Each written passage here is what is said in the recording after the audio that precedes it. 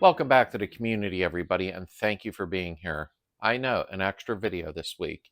That's because of its importance to the community and to people with all vintage cars, in all honesty. This is pretty serious.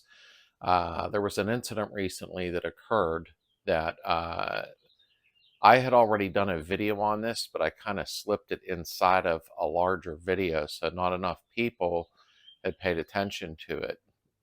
So hopefully this gathers some more attention to this issue. But first, you're going to hear from Dino for 2 minutes and then come back to me. And then we're going to go over this problem and make sure that it stays corrected. Take it away, Dino. Thanks, Slade. Hey folks, Dino from Dino's Garage here. So I am coming to you this week with a heartfelt PSA regarding an incident at my shop that occurred recently where we had a steering system failure during a test drive. So a vehicle came in recently that had kind of an interesting mixture of maintenance. Some stuff it appeared had been serviced very recently, and some stuff it appeared had not been serviced in years, if at all. We went through this vehicle very thoroughly. We repaired a bunch of different items. We got the car running again.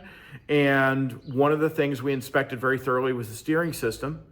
There actually were some components in the steering system that appeared to have been serviced recently. And as a result of that, and through a both mechanical and visual inspection, we determined everything felt good. It was good for a test drive. During the test drive, one of my employees was driving on a very straight stretch of road and determined that they had a partial steering system failure. They were able to get the car off the road safely, and although they were very shaken, there was no damage to the vehicle or the employee, and we were able to very quickly ascertain that a component that appeared to have been replaced recently, that was visually and physically seen to be in very, very good shape, had in fact failed. This was a very inexpensive component, a $20 or $30 part, and it really goes to show that, you know, when it comes to proactive maintenance, just go ahead and replace everything in there that you can, because at the end of the day, a $20 or $30 part would have prevented this situation from happening. And even though we visually and mechanically inspected it, moving forward, my shop will always be replacing these items regardless if the car is in for a major service. And it's not apparent when the last time it had been replaced. So with that being said, keep in mind, there is nothing on these vehicles that is more expensive than your life to fix. Please look at the proactive maintenance that you can do to these vehicles. It really could save your life. This is not a joke. I take this very personally. That said, we're going to have Slade go over not only how to inspect, but how to, proactively repair and replace these systems in your steering system on your vintage air-cooled Volkswagen. All right, Slade, take it away. Thank you, Dino, and thank you for sending that in. As you know, Dino owns his own shop, I'm sure you're aware of. And no, this was not something that was done at his shop. When I did steering box relocation, I went over something very, very important. And approximately every 6,000 miles back in the day, people let that get away from them after a time it went on, there's something very important that you need to check, or you will lose control of your car and get into a horrifying accident or cause somebody else some bad luck. I'm going to show you something, and then I'm going to show you about 3 minutes from a prior video I did. This is to be taken serious. Let's take a look right now.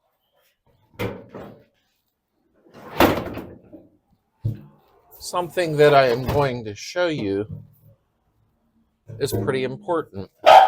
Luckily, I did not bolt that down yet. Something I'm going to point out, and you need to check it on your Volkswagen Beetle or even a vintage car you could have rag joints. This right here, let me bring you in close. This is very vital, and I will show you a 3-minute video of where I discuss it and which one to buy. This was broke loose. on somebody's car. The mechanic had taken it for a test drive. When he did, he had almost lost control of the car, which could have put him over a hillside into an oncoming lane and endangered other people's lives besides his own. When that rag joint, so to speak, whatever you want, I call them rag joints, I'm old school, is not kept up on or checked or replaced, when you're turning your steering wheel and it breaks loose, you could turn this all day, but you're going to go where the car wants you to go. Take a look at about 3 minutes, 4 minutes tops of part of a video that I had did probably within the last couple of months.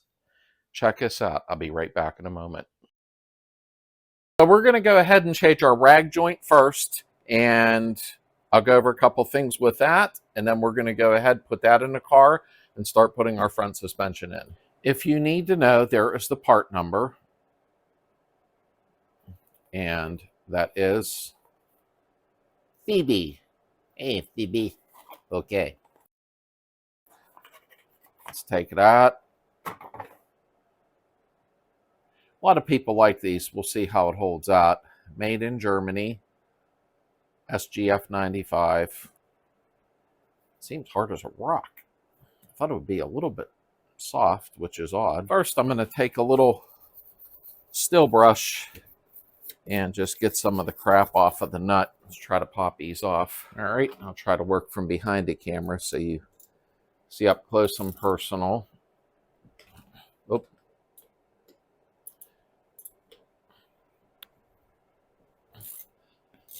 Okay.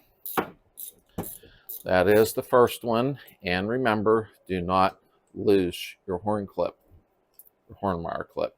There we go. I'm trying to look through the camera when I film behind it, which makes it difficult. And no, I did not wire wheel the whole steering box and paint it because it's a driver. It's cleaned up. I gutted the inside, cleaned it all up, put new fresh grease in. I can't get this off. Okay. We're going to clean these up real good, though.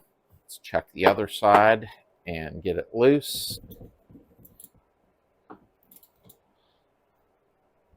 Holy crease. Wow. That one is on there.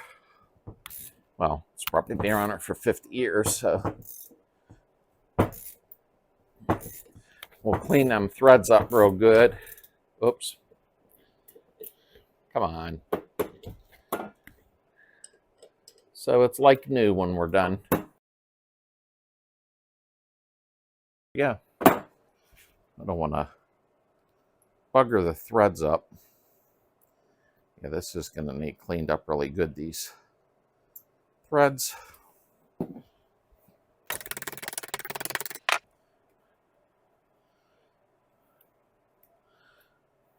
the washer for that.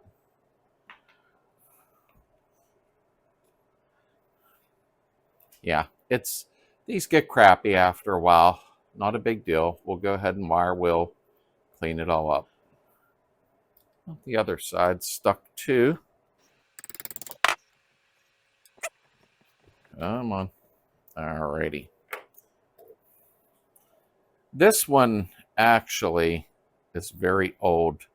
I think it's every 6,000 miles you're supposed to check these. So there are some cracks starting. So it's a good idea to get it changed out. All right.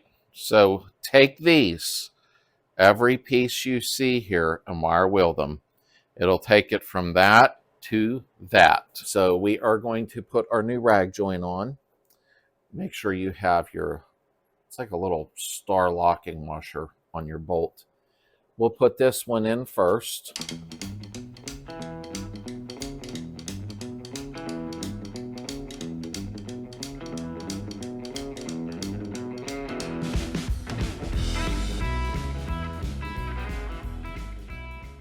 Now remember, this is for your horn wire. So once you get it in the vehicle, give yourself some space to get in there and loosen this and adjust the tab to where you need it to be to plug the horn wire on. I know that there's probably a portion of you that say, These old cars were great, easy to maintain, just keep driving them, you had nothing to worry about them.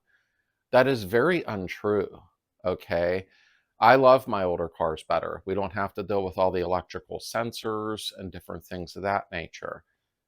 However, you still have to maintain them. This is the third occurrence in 1 year that I have heard of from a rag joint cracking and coming apart. Always make sure you get a good quality brand one, nice soft rubber, not something hard that's going to get brittle and break apart. I'm not here to debate like an oil debate, which one's better, which one's not. Do what you think, it's your life, but remember you're putting other people's lives in danger also. But the point I'm trying to make sure to check these things at least every 5,000 to 6,000 miles. We don't drive these cars that often, and if you have a daily driver, come on, at least once a year, check your steering coupler. Check it out. Make sure that rag joint's not cracked or coming apart. For the $15, $20, $30, replace it. That's what they did at Volkswagen dealerships years ago. They were checked every 6,000 miles. I'm pretty sure I'm right on the mileage. It's a pretty serious thing, and it needs brought to everybody's attention, whether you want to hear it or not.